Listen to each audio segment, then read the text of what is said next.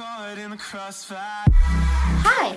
The biggest breaking news of this week is the decision taken by Burkina Faso, Mali, and Niger to withdraw from Ecowas. After 49 years of its existence, the bloc gradually lost relevance. Like never before, the handwriting is clear on the wall that the group is heading towards its last days.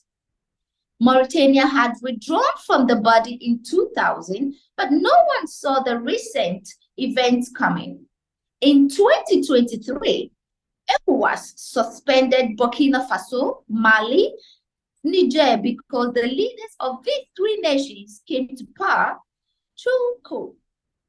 However, other coups, including the recent constitutional one orchestrated by Macky Sall of Senegal, had not been given the same attention and reaction by Ecowas.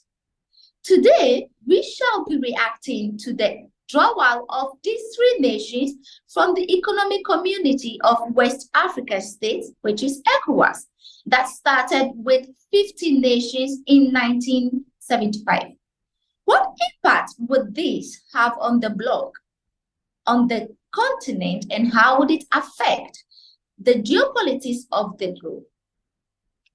My name is Olivia Crazy, and my co-hosts for this discussion today are Tega King and Paul Honkney. Welcome to Africa's React. So Tega, what are the events that led to this unfortunate, or should I say, fortunate scenario? Even if we want to look at the events that led to this particular scenario that brought Mali, Burkina Faso, and Niger out of the Ecowas, of course, they have already made themselves clear, although intention does not mean that they've already done it legally.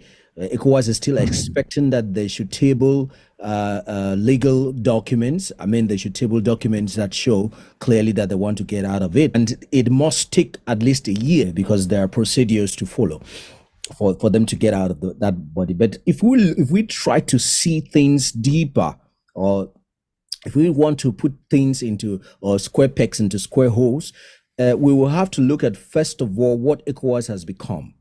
Or should we say why ECOWAS was created in the first place? I used to ask the question, why do we even have all these bodies?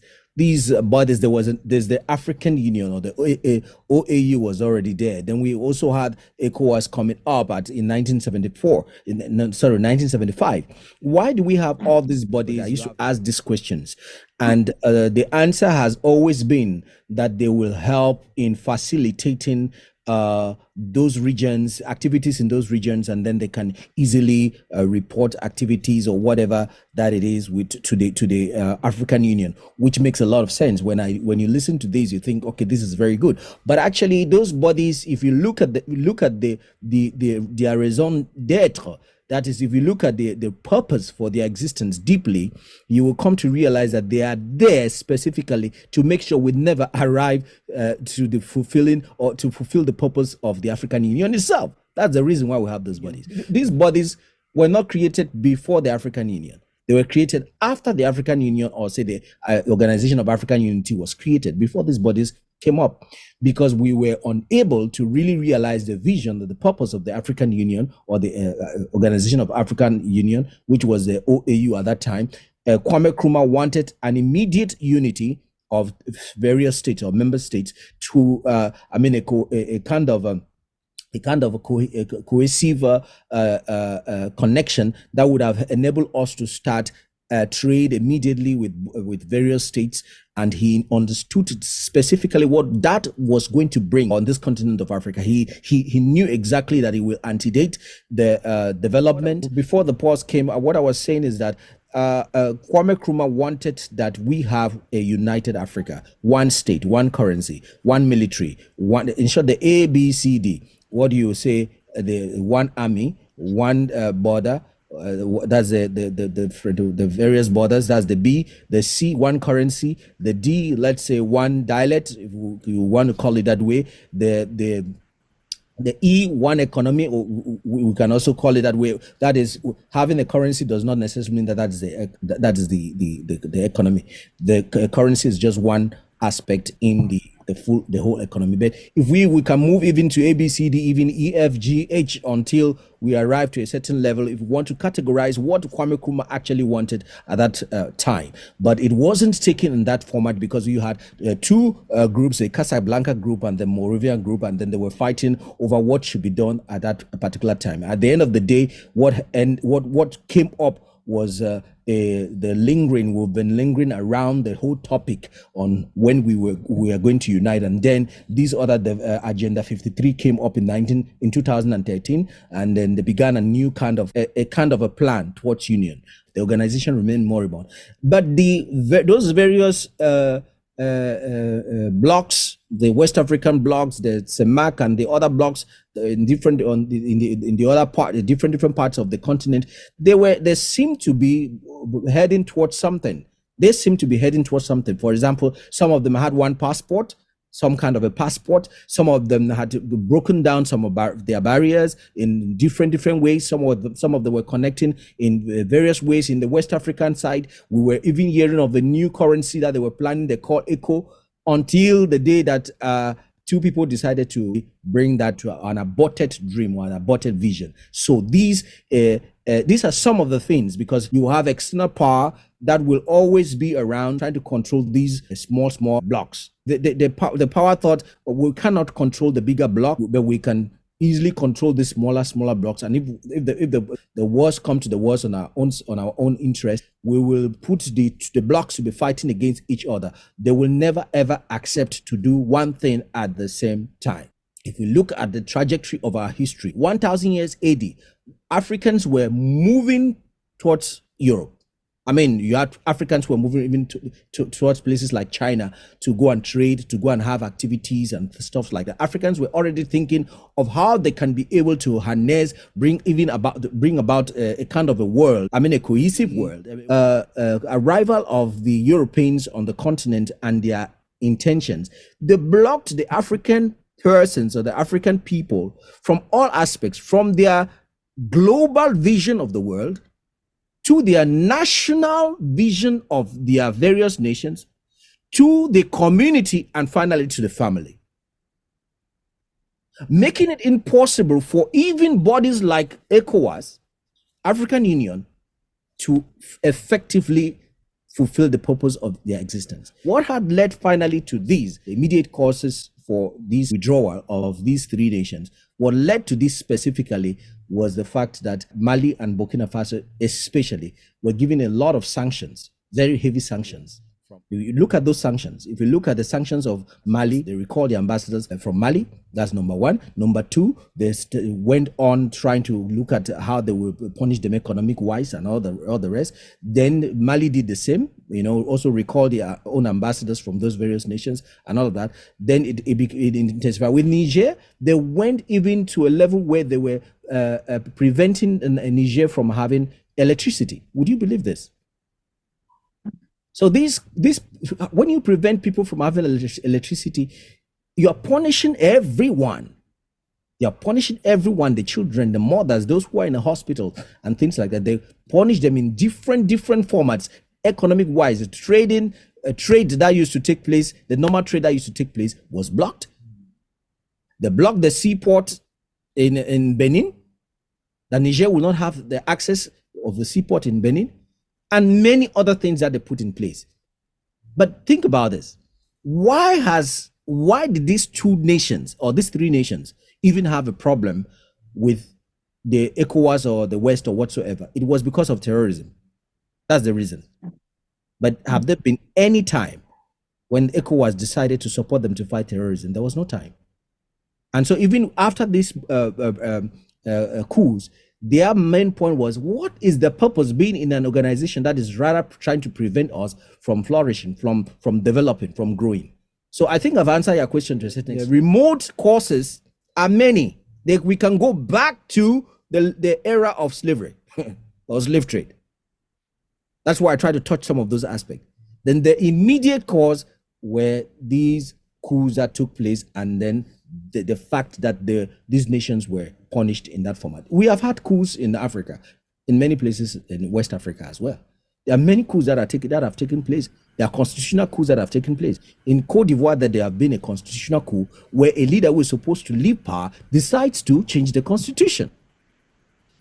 He changed the constitution because he is leading everything in France. So they changed the constitution. That's a constitutional coup. There have been different coups taking place on the continent. None of these big organizations, African Union, Ecowas, or whatsoever, say anything. That's why Mali, Burkina Faso, and all the rest, they felt that no, it's enough. It's enough. I think I've answered your question. So you think that is a good thing, right? It's for me, it's a perfect thing. Because I am with the coupist 100%. Why? Because there is no reason whatsoever there's no reason why Africans should be treated this way. There's just no reason why Africans should be treated this way. And there are many more things I'm going to explain why I believe that such coups were necessary. Not only were the coups necessary, but also that the decision to withdraw from ECOWAS is just too perfect. Because we need to I talked about reinvent, recalibrate, reassess. Everything has to start anew. Why? Because the fabric has a problem. The foundation itself has a problem. So we cannot build on those kinds of foundations. Everything has to be put right. Everything has to be put right.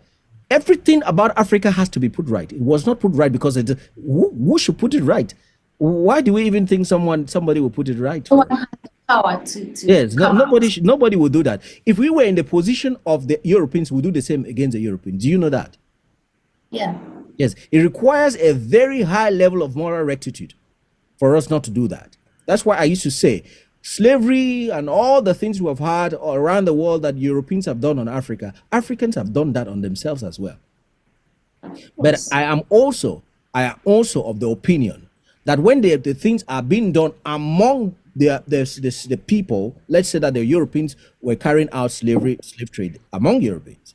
The Chinese carried out slave trade among Chinese.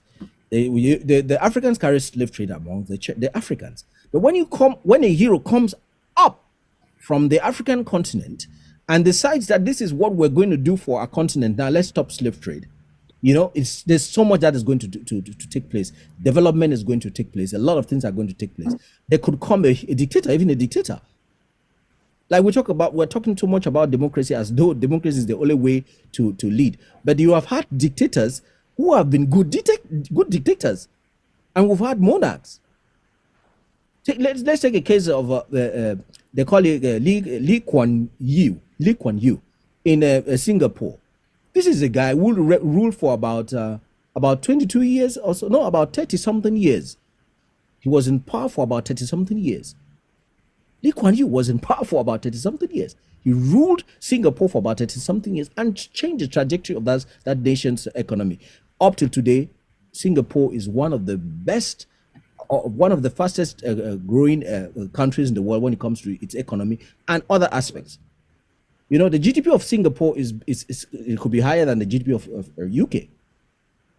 That's a nation that colonized them in terms of, the GDP per capita. Yeah. So what I mean to say is that it's not about the kind of democracy or model of leadership. It's if it's a good model, and if we have good leaders sitting on that good model, then it is going to work. So okay, so Paul, what's your take on this issue as well? Total bad news, complete catastrophe for the countries, and 2 for Africa. Okay. And then 3 for the indigents, myself, you, and the citizenry. Look, I tell you what, 4 or 5 days ago, I was typing Burkina Faso on WhatsApp. And mostly, if you type any country on WhatsApp, a flag pops up. The flag for that country pops up. I didn't see the flag for Burkina Faso. I tried that similar for Niger, and I didn't see any either. I don't know if that has changed. So, should that still remain? Does that mean that those countries are not deemed countries again, or they are deemed failed states? Well, okay, we leave that one to our audience to, interpret. Now, the reason why I'm saying this, it is total catastrophe. For or to those countries is that one, they should know that ECOWAS is an economic community and not a political community.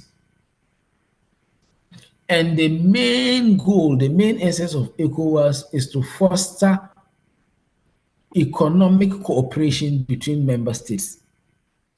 So if you individual states are having political, situations, you don't expect ECOWAS as an economic entity to come and salvage you of your political impasse. Well, it is an established fact that even these countries were suspended from ECOWAS in any way. These aforementioned countries, plus Guinea. So it is obvious that if you are suspended from this economic bloc, you face the repercussions thereof. You see, I heard Tega mention earlier how Niger was suffering and how, electricity supply was not forthcoming. Yes, that is it. It is, a sine qua non that Niger should suffer such sanctions because they were suspended. If for nothing, these countries should actually have been appealing to ECOWAS to be brought back on board rather than coming to announce an exit. When in actual fact this exit is going to cause more harm to them than to ECOWAS. I tell you what, the population of these three countries is just something around 70 million. And Olivia and Tega, I tell you what, these 70 million people are those who have the least purchasing power within the ECOWAS sub-region. So it may not affect ECOWAS in any significant way, but it's rather going to hit them so hard. Okay, it will hit their citizens because look at what Niger is facing right now. 70% of Niger is plunged in total darkness because they get that supply from Nigeria. Also, some schools in Niger currently are closed. A lot. They benefit a lot from us. Burkina Faso is a landlocked country. They mostly come to Ghana here to, for their shipments. You see, these countries are landlocked countries. Basically, it's just bad judgment their leaders took, and I feel they should rethink this if they actually want the welfare of their people, and also considering the method, the modus operandi of the exit. I'm concluding on this. Considering the way they exited, they breached, international protocol, because before you even join a bloc like ECOWAS, you would have read and signed a treaty, and such a treaty also has, it has outlined procedure to follow if you want to exit. You see, so and when you look at this treaty they use, it is called the Revised ECOWAS Treaty of 1993. You see, and article, I think article to be specific, article 91, of that treaty, and treats any state that wants to exit to write 1 year prior. Okay, Mauritania did the same in the early 2000s. They followed the same protocol and they successfully exited. Mauritania actually even exited because they were an Arab-speaking country. They were the only Arab-speaking country within ECOWAS, and they felt, odd. You get that. So that was one of their reasons, which was genuine enough, and they exhausted this procedure. So what could have prevented them from using similar procedure? So let's assume, without admitting, that one of the protocols for ECOWAS member states is if you are going to enter a country, you have to be given a visa. Now, what will happen? Our brothers and sisters in Burkina Faso, if it's just a driving distance, would you now want them to apply for visas? You get that? So I think it's not the best, actually. So you think the ECOWAS is angry with these three nations because of the procedure they took in getting out of the group? No, even you see, ECOWAS has even responded by saying they would have preferred a dialogue. ECOWAS, you see the diplomatic approach. How I am only expressing my sentiments as though if I were ECOWAS, this is how I would have felt. That's so. If I were ECOWAS, I wouldn't have been pleased with what they have done, considering the repercussions their citizens will face thereof. So, but ECOWAS in this situation they've responded by saying that they were not even aware, because as I said, Article 91 of the revised ECOWAS Treaty of 1993 outlines that procedure that you write, and you give that you write within 1 year. You get that, then go through undergo certain negotiations. So you haven't done that. So ECOWAS is unaware, but however, they are still open for negotiation. Okay, so Tega, you agree with him? Yeah, the very first point is that ECOWAS went against its own text by violating, by closing borders of nations that are members. There are no texts in the ECOWAS principles that stipulate that nations will be punished in that fashion or in that manner. So that was a violation, and they have to agree. They have to agree and accept that they committed a lot of errors by themselves. Then ECOWAS was already ready to deploy military into Niger to how they were about to do it. I don't know the kind of commando tactics they were going to use to remove someone from the presidency who was holding another president hostage. That was really one of the saddest moments that we have seen in these ECOWAS whole long history since 1975. We saw how confused they were. We saw that they were backing the Europeans more than they were for their people. I mean, this is exactly what the whole ECOWAS is all about. I've already laid a foundation to talk about that. I said that the ECOWAS main interest is not the ECOWAS nations. A typical example. You see, Quincy, I want Quincy to ask Tega, how does the disintegration of ECOWAS, the split of member states from ECOWAS, resolve all this impasse you're talking about? Let me give you some statistics on the state of Niger, because you talk about economy. Just Niger, not Burkina Faso and the rest, but the state of Niger before even we had the coup. Before the coup, Niger was already experiencing its second, not the first, the second highest level of acute food insecurity since 2014. With 3.3 million, that's about 13% of its population. They have a population of 25 million people. 3.3 million and more people impacted by the food insecurity in Niger. How was ECOWAS helping? They're supposed to help economic wise. So this is what Niger was going through before the coup. There was no help coming from anywhere. Nigeria is just beside Niger. How did Nigeria help substantially under the canopy, under the banner of ECOWAS to support Niger's case? How did ECOWAS help Niger, especially with its economy?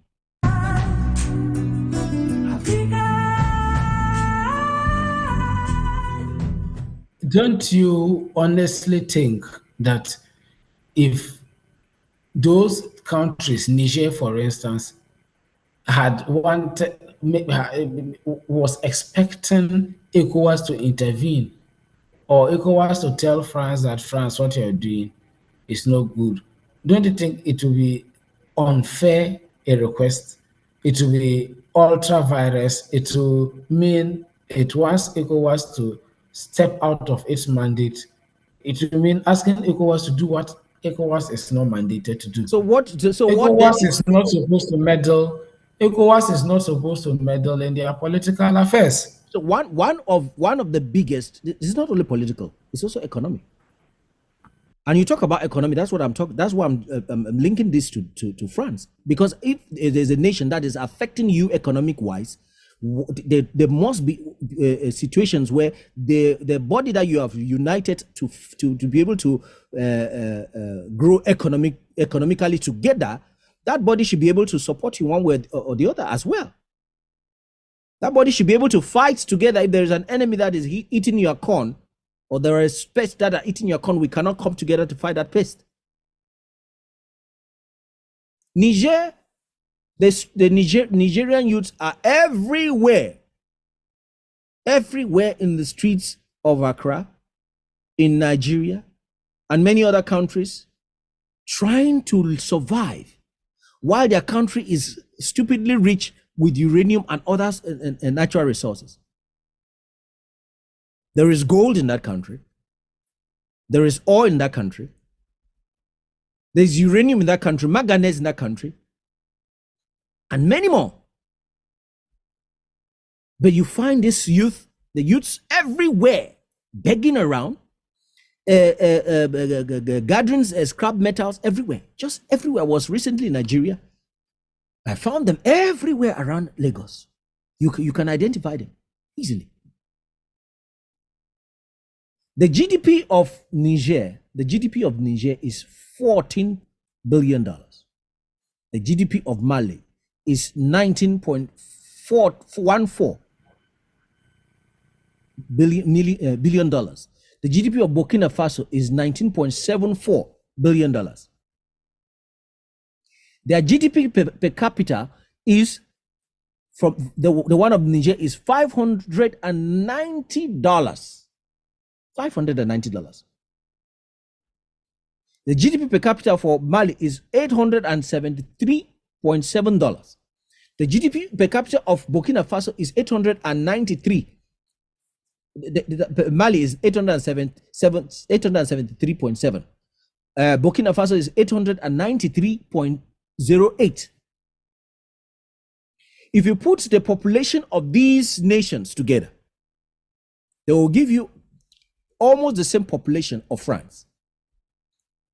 But when you look at the GDP of France, the GDP of France is even almost the GDP of Africa. The whole of Africa's GDP. Africa has a GDP of $3.1 trillion, according to some reports. France has a GDP of $2.95 trillion. It's almost the same thing. The GDP per capita of France is $44,000, 73 times more than all these three nations put together. If you look at their GDPs and their GDP per capita and take the average.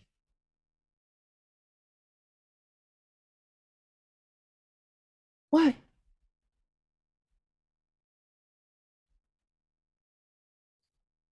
ECOWAS has never addressed with concrete action the issues of terrorism in the Sahel. There is a reason for that. They were ready to take their military equipment to go and fight a war, right? They were ready. They were already mobilizing. It is because of repercussions. They were looking at the repercussions later if these other nations come in. Before it came down to them that they have to think twice. ECOWAS had intervened in military-wise in Liberia and other nations, even in Gambia recently. Military-wise. So you can't say that it is all about it is the intervention is supposed to be only economic wise, especially when the action that is being carried out in the nation is affecting the economy of that nation.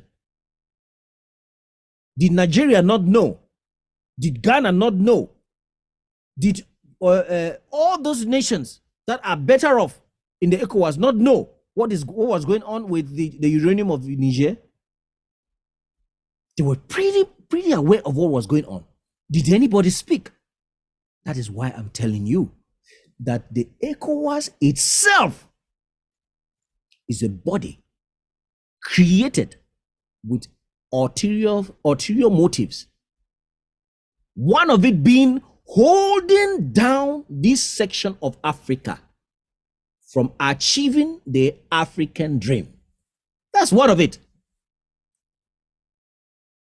Your volume is off.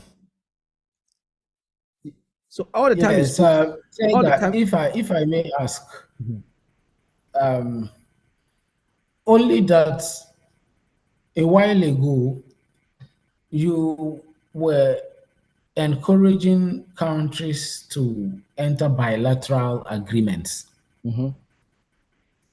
What if the uranium is that right? Yes. Issue in Niger had to do with a bilateral agreement between Niger and France.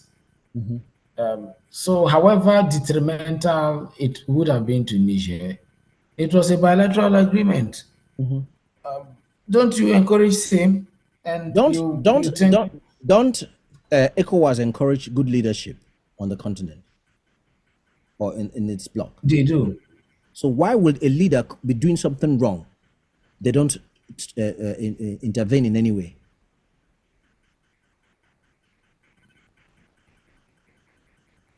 If we are encouraging good leadership and the leaders who come forth and they have those ones who are wrong, bad leaders, I'll use the word bad leaders because those ones who come and seem to be good leaders are actually the bad leaders. Those who come and are like bad leaders are the ones France will first easily assassinate. The ones who are good leaders, do you know how many leaders do you know the number of leaders who have been assassinated in Africa because they were trying to do good for their people? Even around the Ecowas region itself, or those who were removed from power through other coups because they were trying to do good for their people. So if you have a body like this one, that the body cannot help those nations even to fight against those kinds of tendencies, fight against coup tendencies that are geared towards destabilizing the region, fight against tendencies that are against or geared towards destabilizing the economy of certain nations. If you do not have, if ECOWAS is not doing that, so what is its raison d'etre? What is the purpose of it? So I come here again. Yeah.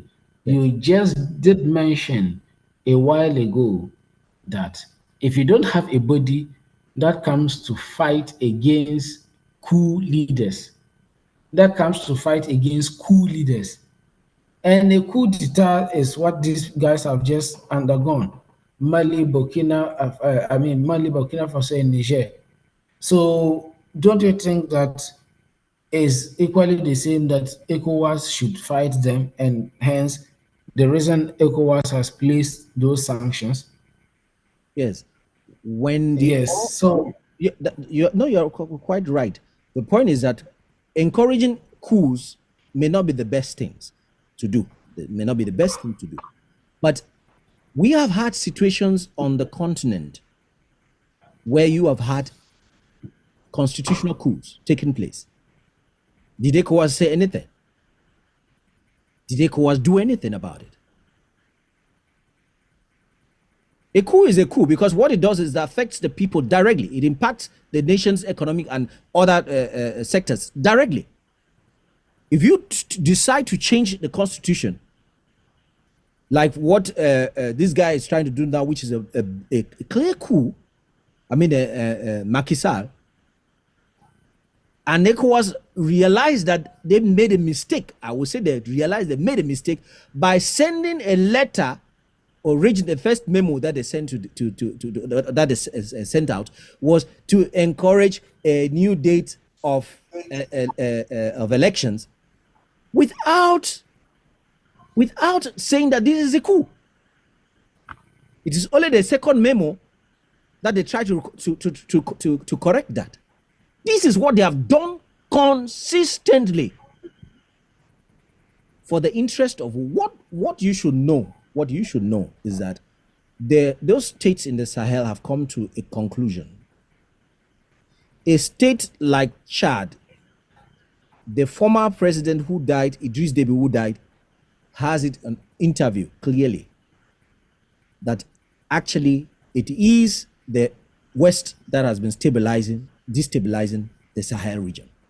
It's a statesman talking. And how you see another thing, talking of the Sahel region, that we should also even be mindful about, which is so detrimental, is the Sahel States Alliance these three countries have signed. So this alliance stipulates that if any of those states are attacked, all these three states will come together as a joint force, right, to support. You see, these are no good grounds at all. Do you know And what look at the politicians? tendencies. You know, Look at the security. I mean, yes, challenges. that is why I think I told you about the book I was writing in 2014. The title of the book was The World After Nelson Mandela. And I was saying in that book, I was just trying to predict some of the things that I saw, because you don't even need rocket science to get to know that. That when in the book I was saying that we need to antedate, in order to do faster, to bring about an African united political group. In other words, an African unity. That the dream of the African unity should come faster, because it will form a force that can coordinate its activities in a way that we will not have some kinds of Africa will not become a battleground between the East and the West. Because what happens when people are weak? When people are weak, they become temptation for others to fight on them. And fight starts. We'll be fighting. We'll be going to where? On our own land. It will not be in America. So that Africa does not become a battleground for the East Very and important. West. One of the reasons why we must unite faster is because when you are becoming a strong force to reckon with, people are afraid of you. Look, if the Sahel group did not come together, we'll already be in a bloodbath now in Niger. If these nations didn't come together. So what they did is they averted a war. They averted the killing of many soldiers from Nigeria, from Cote d'Ivoire, our young boys and girls who would have gone dying in a useless war that does not advance our interest. So the aspect of coming together is one of the best things that ever happened. And let me tell you, these guys have come to the conclusion that the terrorism is sponsored by the West. That's why you have about 20,000 cell phones circulating over there in the Sahel. You have about 500,000 bikes circulating over there in those terrorist areas in the Sahel. You have hundreds of Hilux vehicles circulating there. You have huge amount of fuel sent there. I mean, how did they ride all this? How did they take care of these cars, and how did they move with it? You have guns of sophisticated guns. I mean, weapons that these guys have. How did they get them? Where's the port that they pass to get them? The West does the supply. They have their military bases in those areas, and they do the supplies. The first contact with these people, these terrorists, is not the Africans, it's the West. This is what France is good at. This is what France is good at. I told you last time, there is nothing they are good as good. There's nothing they are good at more than politics. They know how to play it, and they play it very well. We cannot tolerate this anymore. It cannot continue like this. Just begin to watch and see. But I mean, Captain Ibrahim Traore says. Yes. Captain Ibrahim Traore says that. Captain Ibrahim Traore says that they will go to the last agenda that kept them in neocolonialism.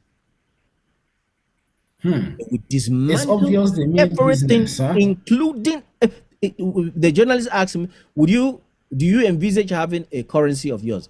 He said they will go to the last agenda that has kept them down inside neocolonialism. How would you explain?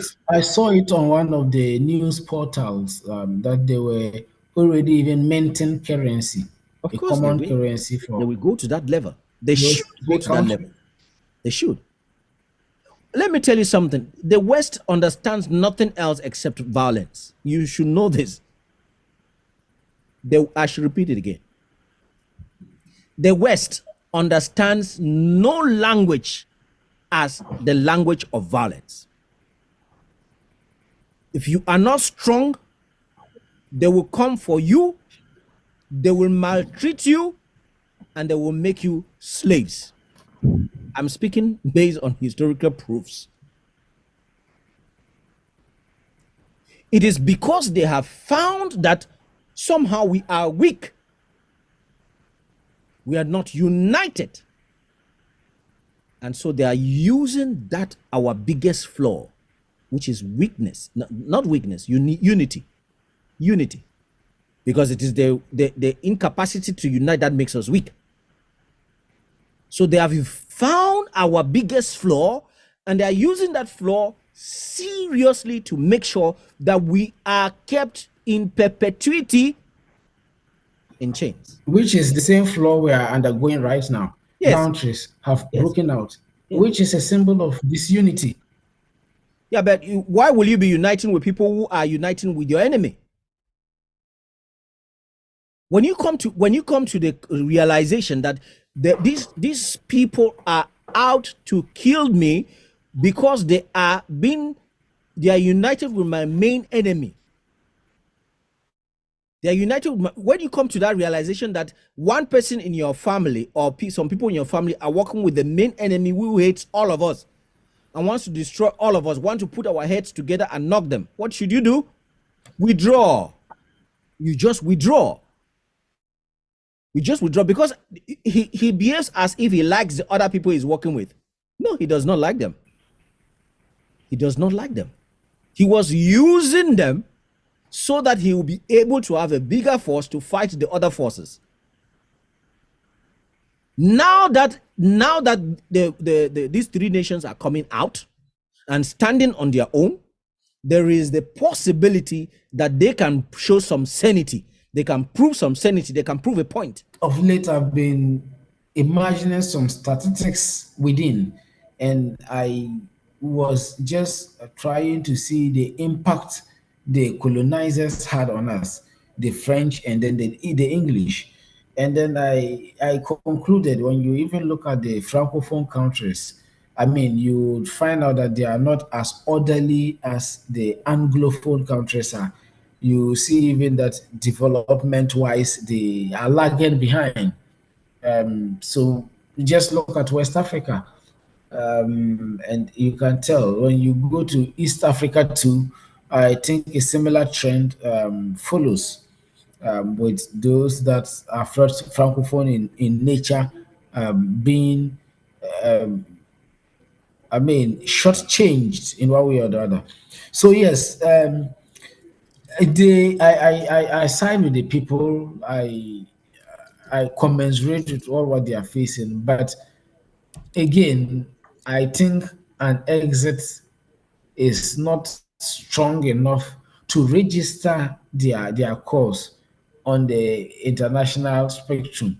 Look at the response Ecowas gave. That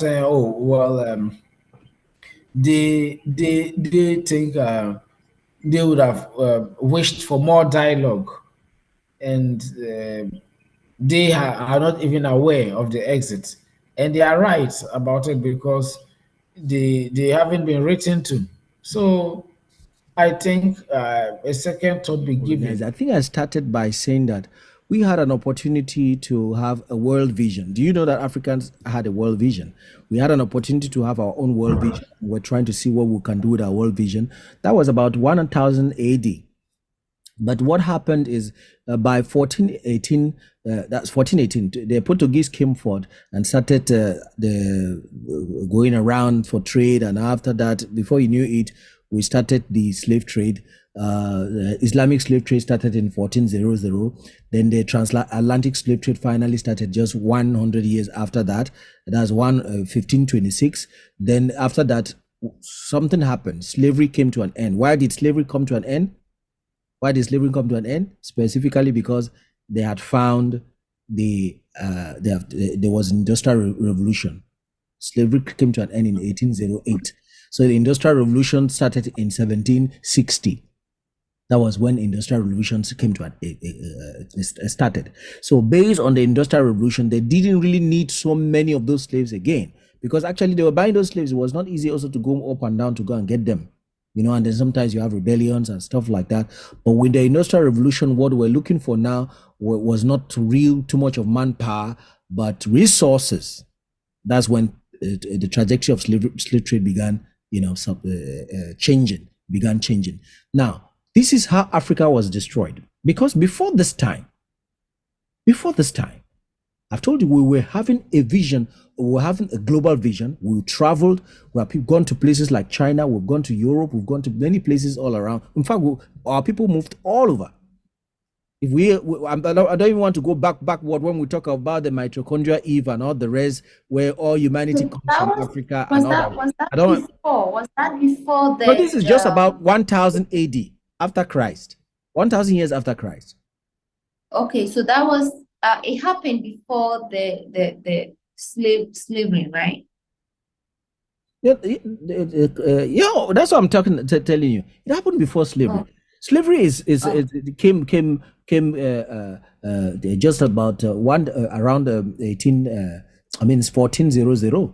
That's when you had the slavery for Islamic slavery. That started first because they kicked off first with their own slavery on African land. But slavery has been there everywhere.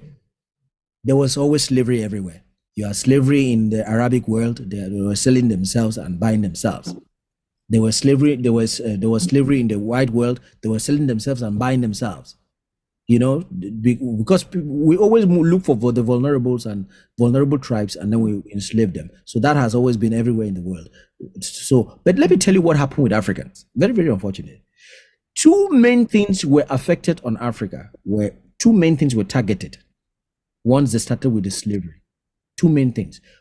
When the Industrial Revolution kicked off, they were looking for where they would get resources. They said, no, the right place is Africa. So they had to go in for conferences. That's 100 years after the Industrial Revolution.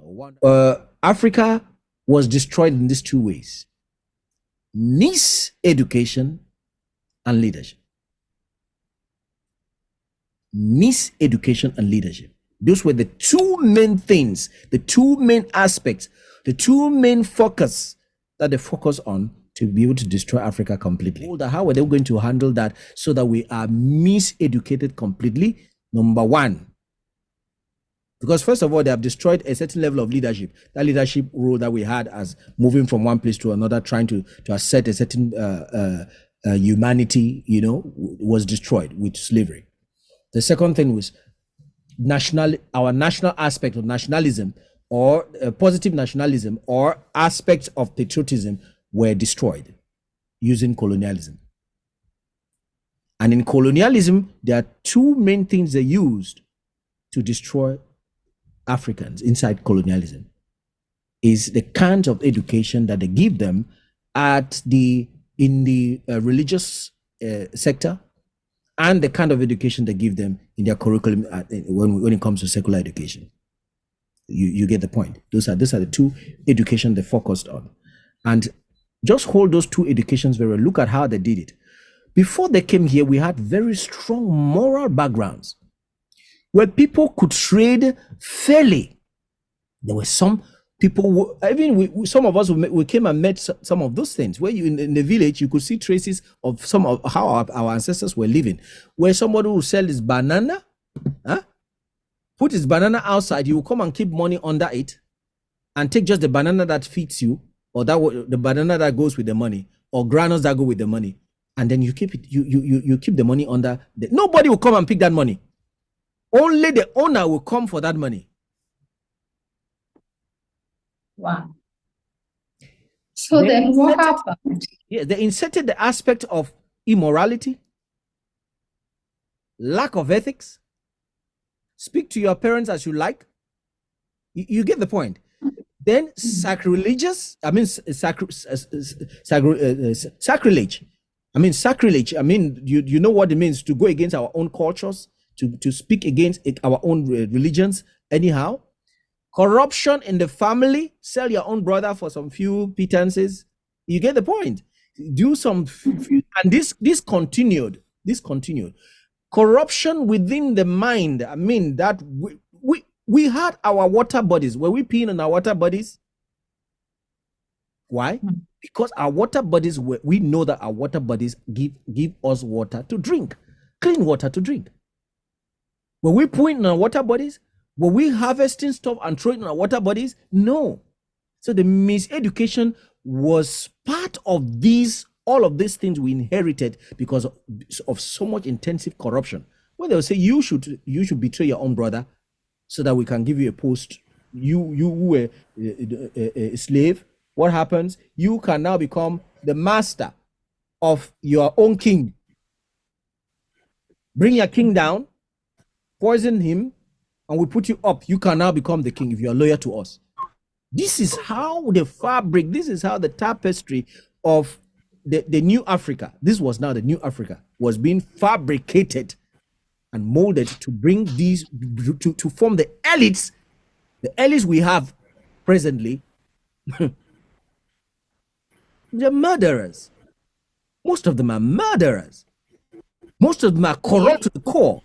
Because they were corrupted by these aliens who have come and are saying that this is exactly how we will help you out. Let me go to the aspect of religion because I've touched the ethics, I've touched all of this other part. Let me go to how they did with religion. Now they tell you that your parents are not important in religion. They say your parents are not important. The only things that matter is for you to die and go to heaven. There is a certain man who is called Jesus.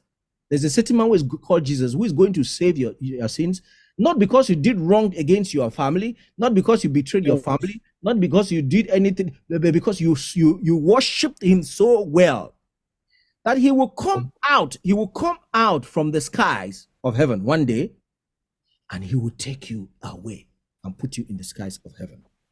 Look at that. Destroy everything around. Disrespect your parents, but go into a church and pray. Your sins shall be absorbed. So you think heaven? You think so salvation became what? Salvation became personal, right? Salvation became personal. It means that it is me and my Jesus. It has nothing to do with how you try to organize your family. It has nothing to do with how you try to make your family to connect with your parents, to connect with your brothers, to connect with your sisters, how you build the community. I'm giving you the layers on how they destroyed our community. Salvation is personal. It has nothing to do with the family, right? So it is only about me. The brother you see, the brother you talk to, the sister you talk to is not as important as somebody who was somewhere in France, in Israel. Take that.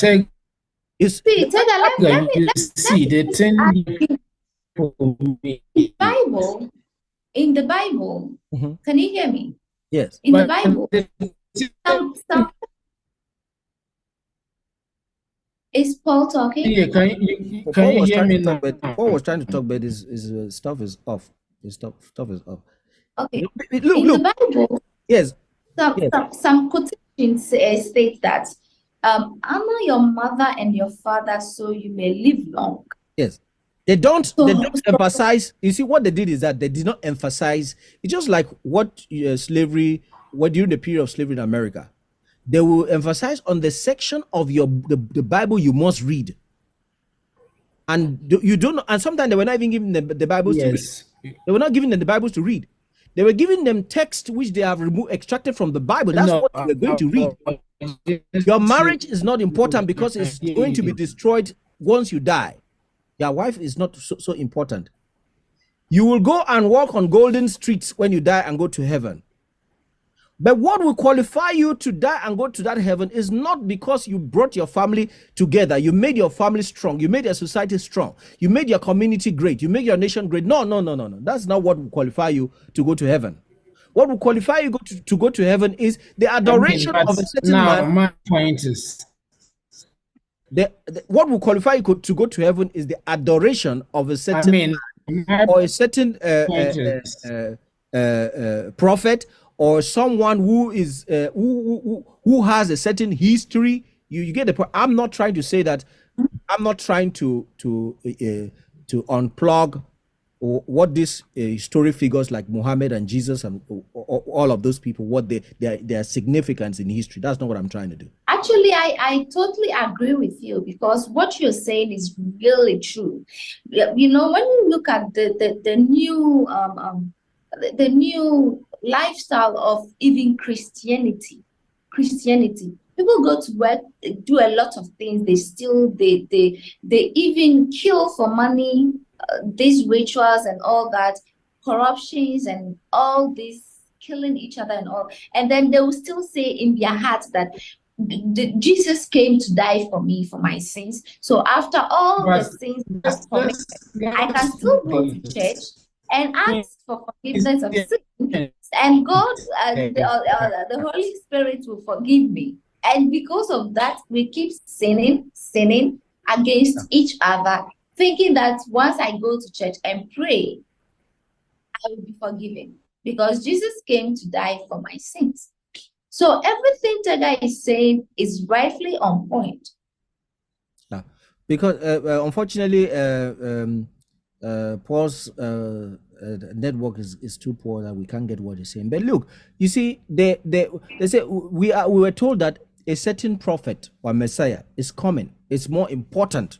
A certain prophet or Messiah, whether it is Islam or whether it is a Christian, it's the same pattern. They use the same textbook somehow. I mean, the same textbook of colonialism somehow, or of slavery. They will tell you that, okay, there is a certain man, he is so important for God, more than your family. It's more important for God. You have to deserve him. He's more important for you, more than, if you love your family more than you love that man whom you have never seen. If you love your family more than you love that man, if you love your wife, if you love your sister, if you love your brother more than you love that man, you will not go to heaven. Yes. So you are ready to commit an act. You can commit any act in the name of that man, including killing. It's not for nothing that people will put even bomb on themselves to go and kill others and call them infidel. Your sister or your brother will become an enemy of yours because you have joined a certain religion. And they are telling you in that religion that now you are different. You are different. Your parents, your brother, your sister are your enemies, because they don't believe in this man whom they believe in, this new man that you have just learned about. So you see, you are ready to kill anyone. You are ready to do anything. No rational. There are some of the prophets, you cannot bring a rational debate and put it on the ground and discuss. You cannot bring any rational debate and put it on the ground and discuss. You cannot discuss about their name. They will say it's blasphemous. You are stopped. You are blocked from thinking, because once you are blocked from talking, you have been blocked from thinking. Yes, if you cannot express yourself, that's why free speech is very important in the American society. If you cannot express yourself, you cannot speak. It means that you have also already been coordinated on how to think as well. So they tell you that this very important personality is so important. And that's what you should be focused on. You can destroy anyone who does not honor this person. Then they say, one day we will all live here Even those our ancestors who have died will all live there from where they are, and they will come and meet that person hanging in the skies one day. All of us will go hanging up there in those skies one day. With all of these things, no African or very few Africans have ever asked the question, how relevant is this in the construction of our moral fabric? How relevant is this in the construction of our ethics? How relevant is this in the construction of our society? How can this bring us to, because they're telling you that somebody is coming to destroy all that you want to build. That's what they're telling you, that somebody is coming to destroy all that you're about to build. Why should you be building something that somebody is coming to destroy it and will take you and will put in the clouds of heaven? You will not even ask the question that, okay, if my ancestors are in heaven, why will they come again and come and live in the clouds of heaven? You wouldn't even ask that question, would you? You wouldn't. You have been given a textbook to follow. Don't ask any question. No rational thinking. You will be hanging in heaven. Those who have died, the ancestors who have died, will come to and meet you there hanging in heaven. And that this man will punish you and put you in a hell that you will burn and burn and burn and burn and burn and burn. You have all those things. Nobody is asking any questions.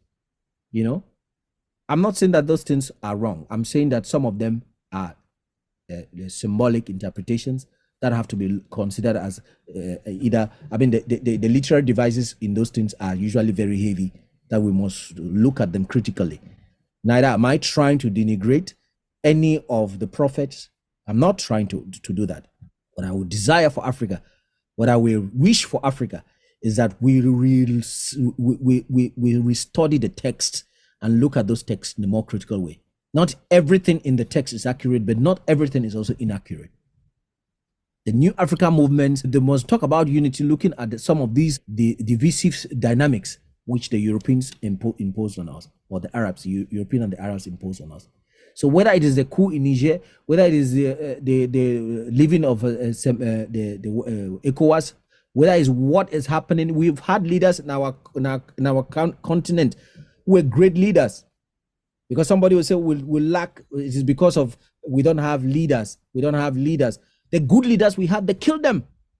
A typical example in our own modern times, we used to hear that in history, but in our own modern times, we saw a leader who was killed for nothing.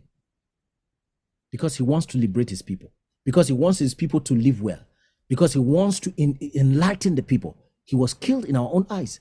I'm talking about Muammar Gaddafi. He was killed in our own eyes. So what are we talking about?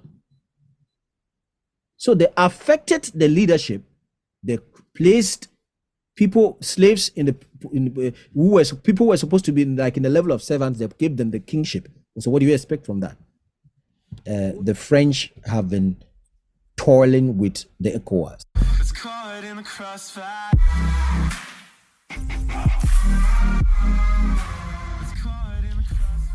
The French have been toiling with Ecowas, supported by the whole Western group. You know, the whole Western group has been supporting the French to toil with most of our international bodies. And the French has been the one speaking for us at the United Nations. It is what they speak, is what they say that the rest of the nations believe, because they believe that they have a mastery of the African people. We are classified to be a second class of human beings in the world. Whether there is a Japanese, whether it's a Chinese, whether it's what kind of race, that's how they classify us. They know that we are a different breed, with different kinds of people. They know they cannot trust us. There's many things they cannot put in our hands, because we can't handle it. In actual fact, we can't handle it because we have been molded from. So if you don't go to this foundation of the whole tapestry, you will think that no, this is how Africans were. No, that's not how Africa was.